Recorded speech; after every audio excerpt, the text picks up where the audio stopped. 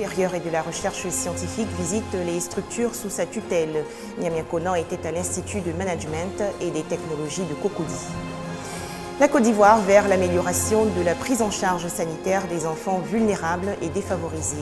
Le ministère de la Solidarité et l'association italienne Kim Onlus ont signé un accord. Enfin, la signature d'une convention pour faire progresser l'agriculture ivoirienne. C'est une initiative de l'Assemblée des régions et districts de Côte d'Ivoire. Bonsoir à tous et merci de votre attention. Pour commencer cette édition, les activités du ministre de l'Enseignement supérieur et de la recherche scientifique. Niamia Konan a visité récemment l'Institut de management et de technologie dans la commune de Cocody. Objectif, s'assurer du bon fonctionnement des établissements scolaires sous sa tutelle. Il s'agit également de recueillir les préoccupations du personnel et des étudiants de l'IMAT pour aboutir à une formation de qualité.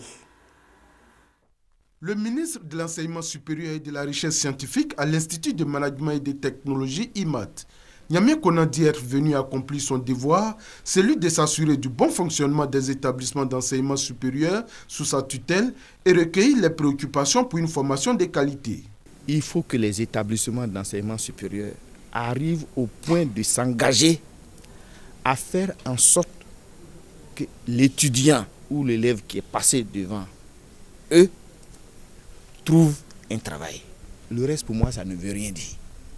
Mais comment y parvenir aujourd'hui avec le nombre d'étudiants qui va aller croissant? Le présentiel ne pourra plus régler le problème de la massification. Les TIC, c'est la solution. Les explications données par les responsables de l'établissement ont séduit le ministre qui entend faire de la formation à distance un des piliers de la réforme qu'il veut entreprendre pour donner une autre image à l'enseignement supérieur. Voilà, c'était un reportage de Herman Niamia. Le gouvernement ivoirien veut améliorer la protection et la prise en charge sanitaire des enfants vulnérables et défavorisés. Le ministère de la Solidarité, de la Famille, de la Femme et de l'Enfant et l'association italienne Kim Onlus ont paraphé un protocole d'accord quinquennal de coopération pour la santé de l'enfant en Côte d'Ivoire. Une nouvelle association en appui au ministère de la Solidarité, de la Famille, de la Femme et de l'Enfant. L'association italienne Kim Onlus vient aider et soigner les enfants déshérités. Ce projet a pour thème « Coopération pour la santé de l'enfant en Côte d'Ivoire ». Ce 25 mars, un accord de partenariat a été signé avec la ministre Anne-Désirée Ouloto. Des enfants qui sont porteurs de handicap, des enfants qui sont porteurs de maladies extrêmement difficiles, des maladies du cœur, d'insuffisance rénale, etc., ont souvent besoin d'appui en matière donc de solidarité. Il n'y a jamais de limite. Et c'est la raison pour laquelle le ministère de la Solidarité s'appuie sur ses partenaires, sur les personnes de bonne volonté qui veulent donc contribuer, n'est-ce pas, à cette action de solidarité nationale, mais aussi internationale. Kim Onlus a offert un lot de médicaments d'une valeur de 130 000 francs CFA. Ce don, selon le président de l'association, est une marque de leur détermination et de leur engagement. Notre histoire est profondément marquée de la lutte pour la santé des enfants. Et vraiment un engagement très fort qui nous vient du cœur. L'association Kim Onlus sera active en Côte d'Ivoire pendant 5 ans. Elle interviendra dans les domaines d'assistance technique et professionnelle aux médecins ivoiriens. Elle prévoit aussi de participer aux campagnes de vaccination et de sensibilisation. Le projet débute ce 26 mars par une visite des structures sanitaires de base. Des précisions de Christelle Menant. Il faut impérativement se laver les mains à l'eau propre et au savon. C'est l'essentiel du message livré récemment aux populations de Danané dans l'ouest du pays.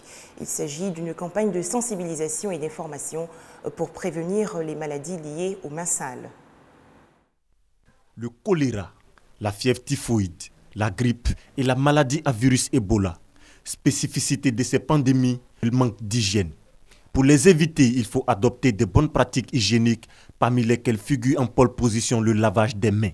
Une campagne de sensibilisation des populations sur les gestes est initiée à Danané, à l'ouest de la Côte d'Ivoire. Les défis à relever pour améliorer les indicateurs de santé et le bien-être individuel et collectif par la prévention sont énormes. Vu l'importance du lavage des mains et la nécessité d'amener les populations à la pratique.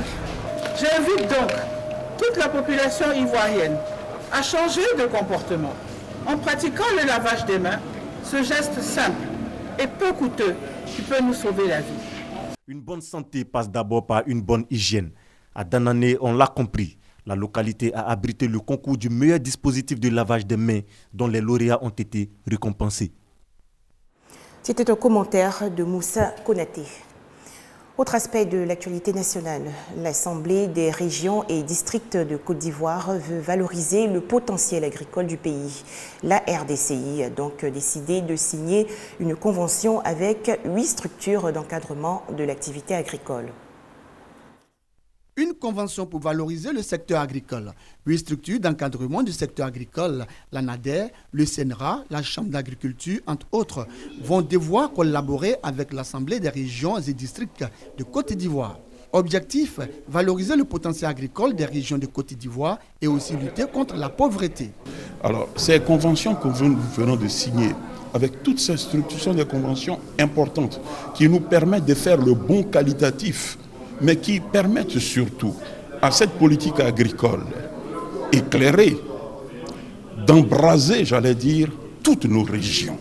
Les signataires de cette convention entendent pleinement jouer leur rôle dans la dynamique des réformes du secteur agricole. Fondamentalement, c'est que avec les présidents des régions, nous allons être en permanence en contact et en partenariat.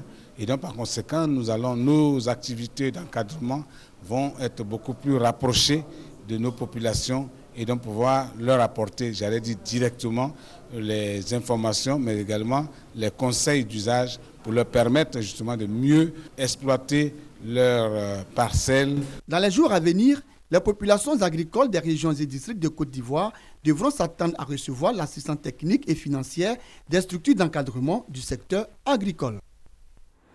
Un reportage de Koné Pargassoro et Félix Amani. Une mission pour les candidates au concours Aoulaba 2015. Après les présélections qui vont se tenir du 3 avril au 30 mai prochain dans 21 localités, les candidates retenues devront sensibiliser les populations à la paix et à la réconciliation. Et c'est reparti pour Aoulaba 2015, le concours par excellence de promotion de la beauté de la femme ivoirienne. Cette femme aux formes généreuses qui conserve toutes ses vertus. Pour cette édition, un nouvel exercice annoncé dans la compétition. Nous aurons comme innovation majeure le jeu La cuisine qui va être faite par les Aoulaba pour les demi-finales et la finale. Le rôle de la femme dans la réconciliation et l'unité nationale, thème retenu cette année. Les Aoulaba seront mises à contribution pour sensibiliser sur la paix et la cohésion sociale. L'Aoulaba, une fois élu dans sa localité, va œuvrer aux côtés des autorités, au défi des différentes couches sociales, à prôner cette réconciliation, à prôner cette unité nationale pour faire en sorte que le comité Aoulaba concourt à sa façon à cet objectif cher au peuple de Côte d'Ivoire. Les présélections se tiendront dans 21 localités du pays à partir du 3 avril à Korogo pour s'achever le 30 mai à Abobo. La finale aura lieu le 8 août au Palais de la Culture. Voilà, nous retrouvions Konaté Moussa. Le Nigeria attend de connaître son prochain président. Les résultats de l'élection présidentielle sont attendus aujourd'hui dans un climat de grande tension. Déjà, des résultats de 8 États sur 36 ont été diffusés. Le président sortant, Goodluck Jonathan, et son principal rival, Muhammadu Buhari, sont au coude à coude. L'opposition nigériane dénonce des fraudes massives.